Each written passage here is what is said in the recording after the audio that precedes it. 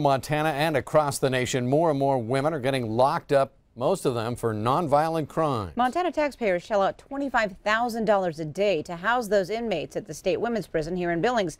But the long-term cost to society is immeasurable. Q2's Asia Gore is on special assignment tonight to dig into the causes of incarceration and what these women need to keep their freedom.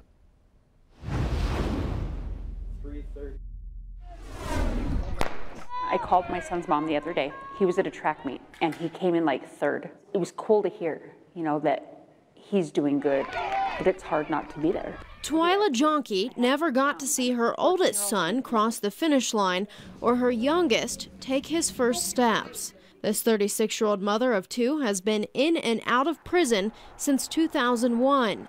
Like most inmates here at the women's prison, Jonke is serving time for a nonviolent crime. In fact, a 2017 Montana Corrections report revealed 7 out of 10 women, compared to 3 out of 10 men, are locked up for nonviolent crimes. Since 2008, the number of women in prison has grown 34%. That rate for men up just 8%. Natasha Martin is among the 70% of women here who left behind children. My son made a comment to me. He said, "Mom, when are you going to be the mom that I need you to be?" And I just looked at him and I was like, "What are you talking about?" He's all, "You're trying to tell me how to live my life when you're not even living your life right." Martin is no stranger to prison. She's been here on 5 separate occasions, all for drugs and alcohol. Martin hears her 17-year-old son has run away from home. She fears he's following in her footsteps. That's what happened for 45-year-old Colette Line. My children have all 3 battled with addiction. My older 2 are now struggling through recovery.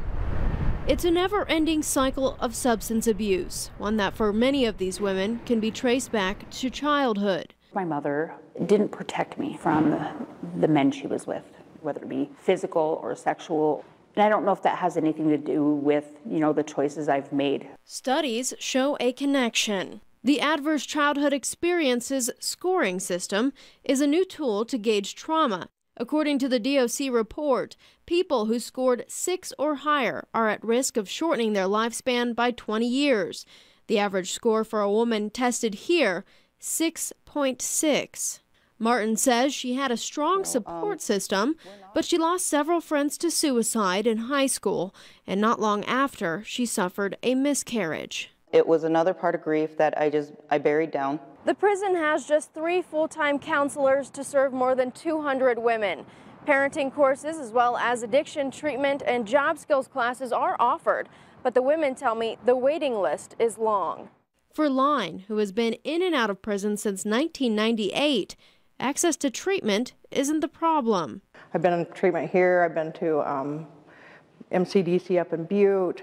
I've done outpatient treatment. I've done drug court. But Line says when it comes to support outside these walls, she must start from scratch. By now, Line and Jonke are out of prison, enrolled once again in the pre-release program.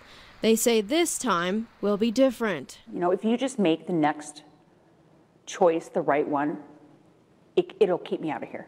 Jonke dreams of watching her son run from the sidelines. But when 1 in 3 inmates return to prison within 3 years of release, the right choice has hurdles of its own. In Billings, Asia Gore, MTN News. Thanks, Asia. And tomorrow night, Asia reports on how incarceration impacts our community and state and the challenges that the inmates face when they try to reintegrate into society.